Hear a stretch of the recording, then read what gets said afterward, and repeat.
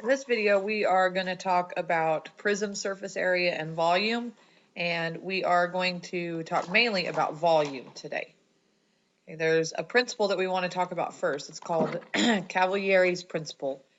And the first thing that we want to talk about is that a plane can intersect a prism. Okay, remember, a plane is just a two-dimensional flat figure, can intersect a prism parallel to, perpendicular, or at an angle to the base of the prism.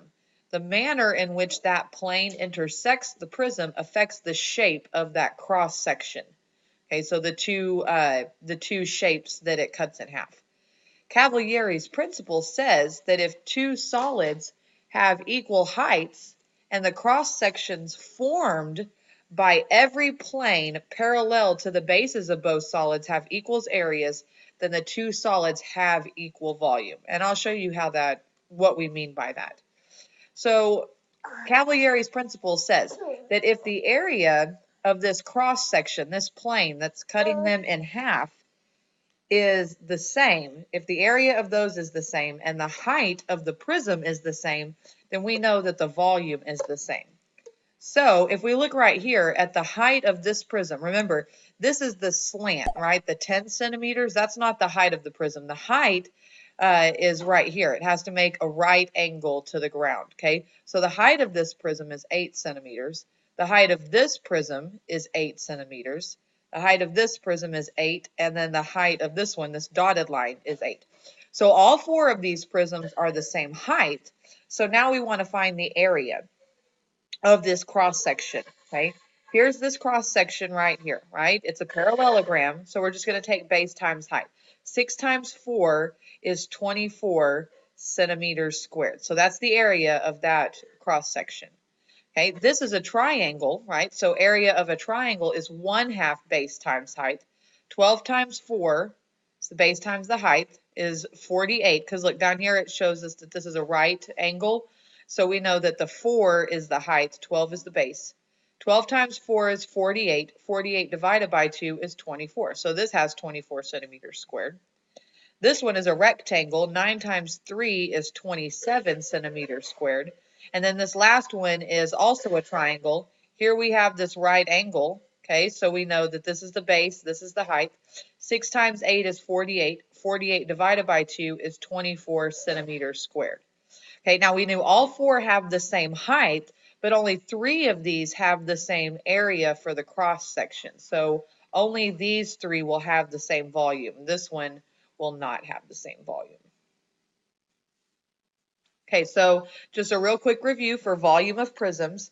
V equals capital B times H, where the big B is the area of the base and H is the height of the figure, the prism. Okay, remember the H, this little h, is the height that connects the two bases. Okay, so for example, we want to find the volume, okay, of this trapezoidal prism, right? Remember, we named prisms according to what the shape of their base is. We have trapezoids are the two shapes that are parallel right here. So we know that this is a trapezoidal prism. Okay, so right now we know that the area of the base is going to be a trapezoid. So since the base is a trapezoid, I'm going to use area of a trapezoid for the formula, okay? So remember, area of a trapezoid is base 1 plus base 2 times the height of the figure, okay? The height of the base divided by 2.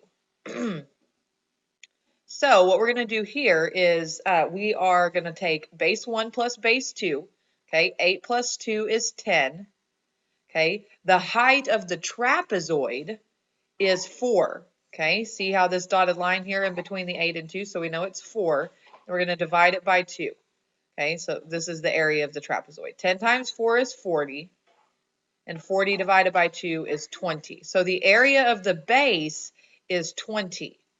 Now this H stands for the height of the prism. Okay, the height of the prism is what connects the two bases. Now here we have two trapezoids, right? One on top of the other. So the height is this line right here that connects them. It's 5. So this would be 20 times 5. So the volume of this figure is 100 feet cubed. For this one, it's a rectangular prism. Okay, so area of the base times height.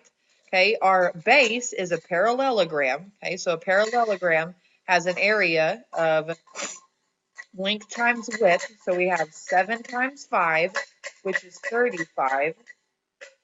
And then we have h, which is the height of the prism. Remember, the height is what connects the two bases, right? Here, this 8 is what connects the two bases. 35 times 8 is 280, so the volume of this figure is 280 centimeters cubed. This is a triangular prism, right? Because the bases are triangles, okay? So again, area of the base is 1/2 base times height, okay? And base times height here, we're talking about the triangle itself, okay? So to find that, okay, 1/2 the base, then if we look here, it's a right triangle. So our base of the triangle is 6. The height of the triangle is 9. So we're going to take 9 times 6, which is 54. And then we're going to divide that by 2. And that's going to give us 27. So our area of our base, the triangle, is 27. Now the height of the prism is the line that connects the two bases. In this case, it's 8. So now we have 27 times 8, which is 216. So we have 216 meters cubed is our answer. Okay, this last one, 1, 2, 3, 4, 5. This is a pentagonal prism. Okay, it's a pentagon is our base. Okay, so the area of a regular polygon. Okay, remember regular polygon, same equal length, equal angle, is 1/2 times the apothem times the perimeter.